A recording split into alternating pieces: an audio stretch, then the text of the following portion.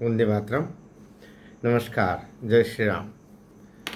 मैंने पिछले वीडियो में बताया था कि दिशा सालियान का केस अब बहुत नज़दीक है और 3-4 जुलाई के लगभग 3-4 अगर वो वर्किंग डेज है और ऐसा कोई अवकाश का कारण नहीं है तो इन दो तिथियों में कोई तिथि मिल सकती है। हो सकता है उसे एक दिन पहले भी मिल जाए, क्योंकि जो समय दिया गया तो वो समय की तब हो रहा है।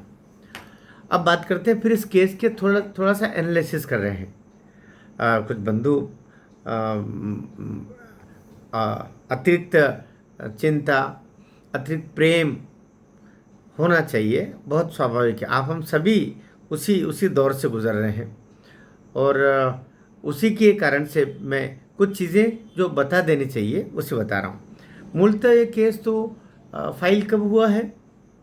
15-20 मार्च को, लगभग मार्च 2025 को तो फाइल ही हुआ है। माननीय उच्च न्यायालय मुंबई में सतीश सालियान जी, दिशा सालियान के पिताजी के माध्यम से नीलेश ओझा जी, बड़े एडवोकेट, और उनके साथ पूरी टीम, ये केस तो अभी फाइल हुआ है। तो यूं देखिएगा तो उसके बाद कितना समय हुआ है? उसके बाद हुआ है अप्रैल, मई, जून, चल रहा है 3 महीना।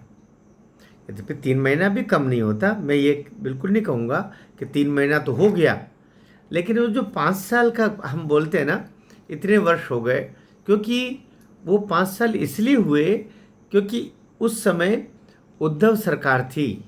उस समय आदित्य स्वयं कैबिनेट मंत्री था और जिस तरीके का सतीश सालियान जी ने अभी उन्होंने पिटिशन रखी है कि ये ही रेपिस्ट है, ये मर्डरर है, और पहले जो मैंने कहा था वो इनके डर के मारे कहा था।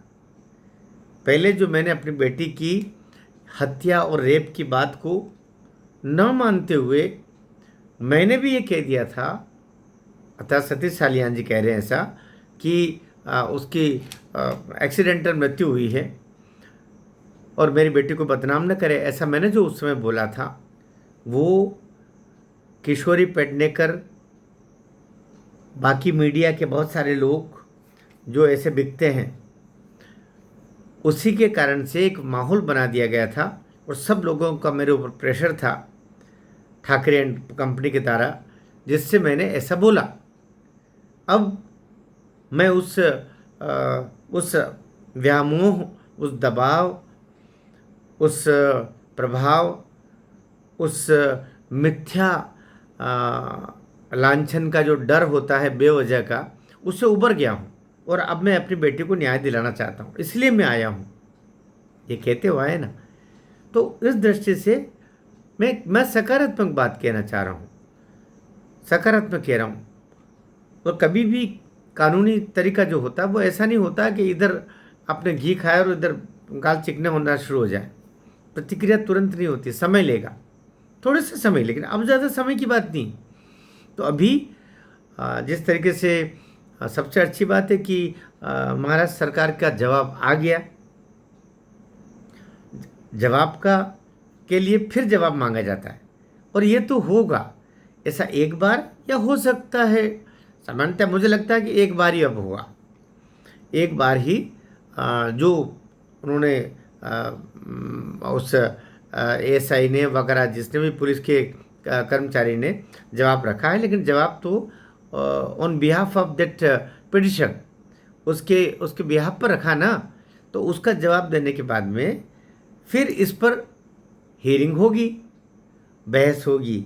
फिर ये जो पिटिशनर्स हैं, अर्थात सतीश सालियान की तरफ से जो एडवोकेट नीलेश जी, जितने और भी बंधु खड़े हुए हैं, खान साहब वगैरह, सभी सभी बंधु, वो अब उस पर बहस करेंगे कि ये जो लिखा गया है वो गलत लिखा गया है। अब वो समय आएगा।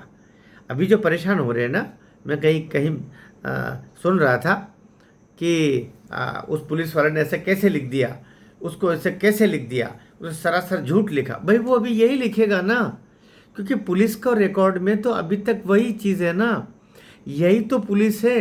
आपकी सरकार बदल गई है, पुलिस थोड़ी ना बदली है।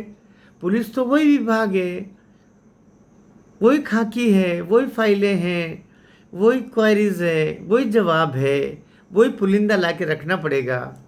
अब बात चलेगी।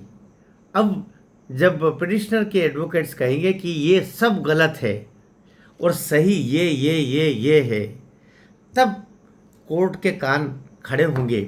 तब कोर्ट अब देगा ऑर्डर। जैसे मैं पहले भी वीडियो में बोला, कोर्ट अब देगा ऑर्डर। इसको ऑर्डर देने का समय अब आया। और ये ज़रूरी नहीं कि वो 15 दिन दे, वो 4 दिन का समय भी दे सकता है। 4 दिन में इसको आपको पूरा करके आपको प्रस्तुत करना है। 8 दिन कर सकता है, 14 दिन भी कर सकता है। मुझे लगता है 14 दिन से ज़्यादा का कोई काम नहीं बनता, लेकिन इतना समय तो दिया जाएगा, क्योंकि अब जो सवाल उठेंगे उनको जवाब देना पड़ेगा। अब जो सवाल उठेंगे, अब उसका सरकारी वकील जवाब देगा। अब अभी तक जो जवाब आ रहा है ना, वो पूरी पिटिशन के ऊपर जो जवाब दे दिया पुलिस वाले ने, तो उसके बाद जो था वो दे दिया उसने। लेकिन अब जवाब देगा जो सॉलिसिटर जनरल जो होगा हाई कोर्ट का, वो जवाब देगा on behalf of government of Maharashtra. तो अब जाकर के केस सही पायदान पर आएगा। इसलिए बहुत उत्तेजना, बहुत ये नहीं।